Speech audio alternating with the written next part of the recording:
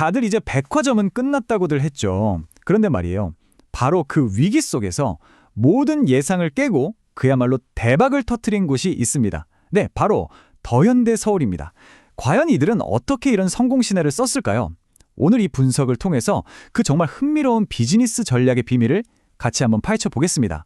자, 먼저 우리 같이 한번 생각해 볼까요? 여러분한테 백화점은 어떤 곳인가요? 아마 우리 부모님 세대한테는 최신 유행이 가득한 막 설레는 장소였을 거예요.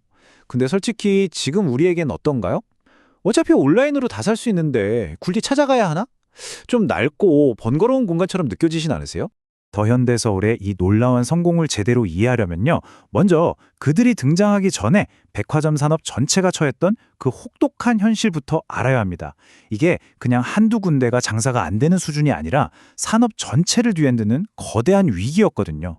모든 건 소비자의 쇼핑 방식이 완전히 바뀌었기 때문입니다. 예전에 백화점은 말 그대로 100가지 물건에 답하는 쇼핑이 중심이었죠. 하지만 90년대에 대형마트가 나타나서 생필품 시장을 싹 가져갔고 2000년대엔 이커머스가 등장해서 세상 모든 걸 집 앞까지 배송해주기 시작했어요. 그 결과 백화점은 이제 평범한 쇼핑 목록에선 밀려나고 아주 특별한 날 큰맘 먹고 명품이나 선물을 살 때만 가는 좀 부차적인 공간이 되어버린 거죠. 실제 데이터를 보면 이 위기가 얼마나 심각한지 바로 알 수 있습니다. 2023년 상반기 우리나라를 대표하는 백화점 3사 모두가 마이너스 성장을 기록했어요. 이건 그냥 경기가 나빠서 물건이 좀 덜 팔렸다, 이런 차원의 문제가 아닙니다. 사람들이 더 이상 백화점을 찾아야 할 근본적인 이유 자체를 잃어가고 있다는 아주 강력한 경고등이었던 거죠. 바로 이런 절망적인 분위기 속에서 더현대 서울이 문을 엽니다. 그런데 당시 업계 반응은 기대가 아니라 걱정이 훨씬 컸어요. 왜냐하면 모두가 상식적으로 가는 길을 완전히 거부한 그야말로 위험천만한 도박처럼 보였거든요. 자, 이 리스크들 좀 보세요. 첫째, 입지. 주말이면 텅 비는 금융중심지 여의도는요, 유통업계에선 쇼핑의 무덤이라고 불리던 곳입니다. 둘째, 타이밍은 최악이었죠. 야심차게 문을 열자마자 전 세계를 멈추게 한 코로나 팬데믹이 터졌습니다. 그리고 마지막, 결정적으로 백화점의 흥행 보증수표라는 에르메스, 루이비통, 샤넬이 단 하나도 없었습니다. 뭐 하나 성공 조건을 갖추지 못하고 시작한 셈이죠.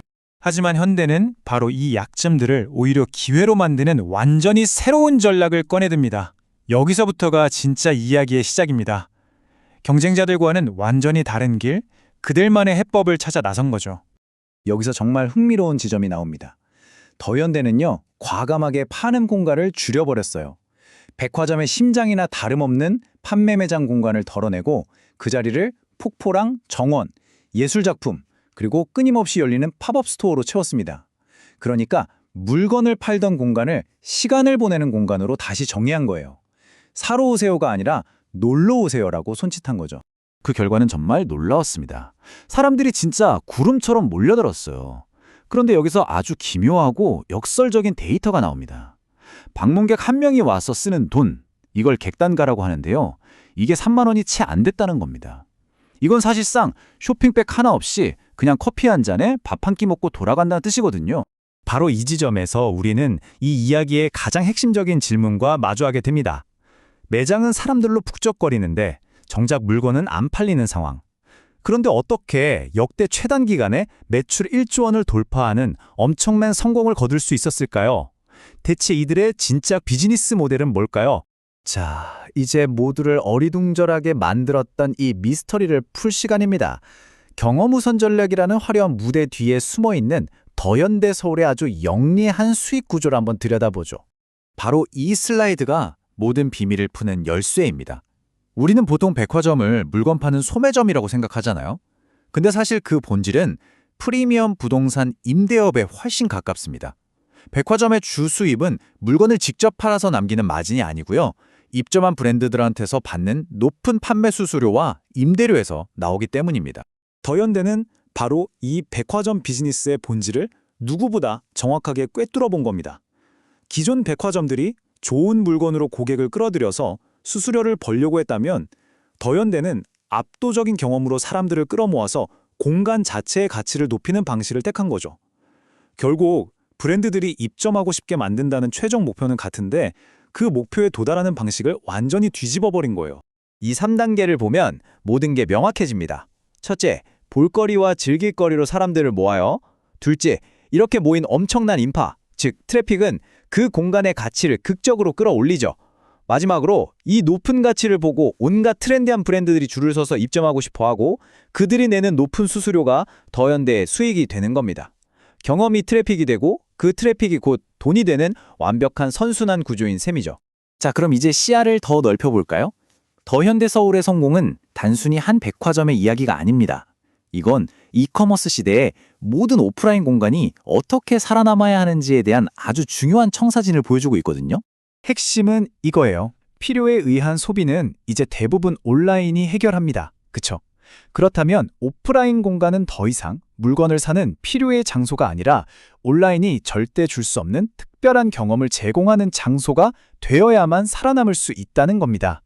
사람들이 굳이 집 밖으로 나와서 그곳을 방문해야 할 명확한 이유를 만들어줘야 하는 거죠. 그리고 이런 변화는 이미 우리 주변 곳곳에서 나타나고 있습니다. 더현대가 최신 트렌드와 팝업 문화라는 덕질에 집중한다면 용산 아이파크몰은 건담이나 레고, 닌텐도 같은 키덜트와 팬덤 문화의 성지가 되었고요. 스타필드 코엑스 역시 별마당 도서관을 중심으로 다양한 문화 이벤트를 열면서 특정 취향을 가진 덕후들을 끌어모으고 있죠. 모두가 자신만의 명확한 컨셉으로 특정 커뮤니티를 공략하고 있는 겁니다. 왜 이런 전략이 지금 시대에 통할까요? 이 문장이 그 핵심을 정확히 짚어줍니다. 사람들이 자기가 좋아하는 것에는 돈을 아끼지 않는다. 바로 이거죠. 다른 소비는 줄여도 자신의 열정과 취향이 담긴 분야, 즉 덕질에는 기꺼이 지갑을 여는 소비 심리. 이게 불황에도 흔들리지 않는 아주 강력한 성장 동력이 되어주는 겁니다. 오늘 분석을 마무리하면서 마지막 질문을 던져봅니다. 클릭 한 번이면 세상 모든 물건을 가질 수 있는 시대에 오프라인 공간은 과연 무엇을 팔아야 할까요? 더현대의 성공은 그 답이 더 이상 상품이 아니라 그곳에서만 느낄 수 있는 경험, 취향을 공유하는 커뮤니티, 그리고 독창적인 문화에 있다는 걸 명확히 보여줍니다. 여러분이 앞으로 찾아가고 싶은 공간은 어떤 모습을 하고 있나요?